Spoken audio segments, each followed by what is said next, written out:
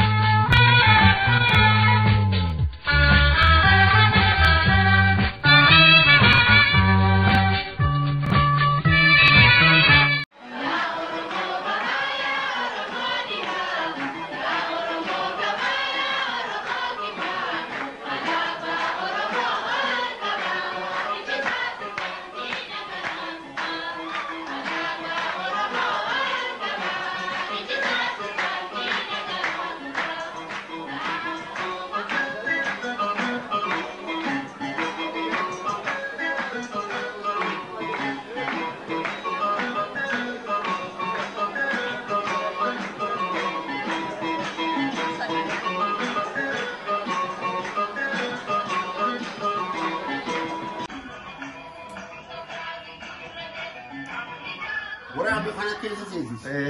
Manda. Ndaro na step.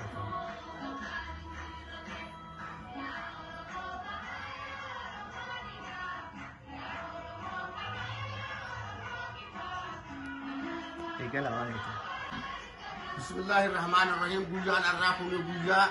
gootota Oromoodhaan qabsoo Oromootiif amata dhibbaa fi shantama qabsoo irratti du'e san yaadatuudhaaf fi duratti bakka jirtu wal geenye keddumina angoona amma amata baranaa kana haala dhukkuba jiru kanaaf jecha walitti dhayaatinaa jedhanii waan ifiif bakka jirtu dubbataniif jecha nabuu mana ifitti faamilii fi wajjin yaadannoo akka godhu jechaadha nuti sarara asitti gootota Oromoodhaa qabsoo irratti dhume rabbi fuudhi rabbi itti haa tolu hammoo jiru umrii rabbi haa dheeressu rabbiin izzaa qabu hani jiru umrii rabbi haa dheeressu qabsoo irra jiru immoo gargaarsi rabbii bira haa jiraatu rabbiin izzaa qabu haa gargaaru rabbiin izzaa qabu mirgaan haa galchu nama haqa ifiitiif bahee rabbiitu gargaara rabbiin haa gargaaru namni tokkichi nama haqa ifiitiif lolu kudhaniif gaya jedhamu kudhan ammoo dhibbaaf gaajan dhibbi immoo kumaaf gaajan rabbiin gargaarsa akkasiisan ijoollee Oromoodhaatti haqa ifiitiif baatee jirtu rabbi haa gargaaru dhukkuba kanaafi kanama dhukkubni kun nama gata zaalima namni immoo namninis nama gata dhukkuba aangoodhaaf jecha kanadhaan walumaa rabbi kanarraa nurraa haa maysu ni dandaa rabbi kanarraa nurraa haa maysu biyya teenya rabbi nagaa haa godhu biyya teenyatti nagaa inni haa bu'u biyya quufaa biyya nagaa rabbi haa godhu warra haqa barbaadu haqa isaa rabbi haa kennu yaada Oromoo tokko haa godhu heddumminuu kumaduu ta'ee yaanni Oromoodhaa tokko haa ta'u nama tokko ta'ee waliin gartee wal ta'ee obbolummaadhaan beekanii wanni isaan qaban takkittidha biitti takka biyyiti isaanii takka isaan dhaloota tokko haati isaanii takka abbaan isaanii tokko tanaaf jecha waan ifirratti tokkummaadhaan waliin lafaa kaanii Oromiyaa bilisoomsuuf Oromiyaa walaba godhuuf Oromiyaa bilisoomsuudhaaf angoo barbaadaa miti bilisummaa qabsaa'onni keenya marti haa barbaadu hundi xiqqaa guddaa yoo dhugaa barbaadu yoo Oromoo fi bilisummaa kabiyyaa baanii dhukkaayanii amma meeqa ta'an taate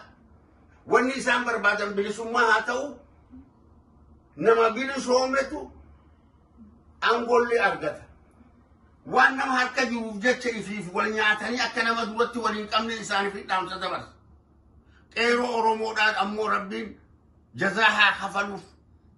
isaani kan fuula hagana ibsa dukkana keessaa xiqqishoo kan nama ibsa isaani waan kana qeeroonis mudhii hidhattee faca'uu dhiiftee tokkummaadhaan wal qabatanii akka gaafa duraa santi lafaa kaanii xilaata biyya isaanii balleessuu fi kanama isaanii lafarraa fixu kana kararraa maysuudha qaban biyya isaanii guutu nuti imma dulloomne hundinuu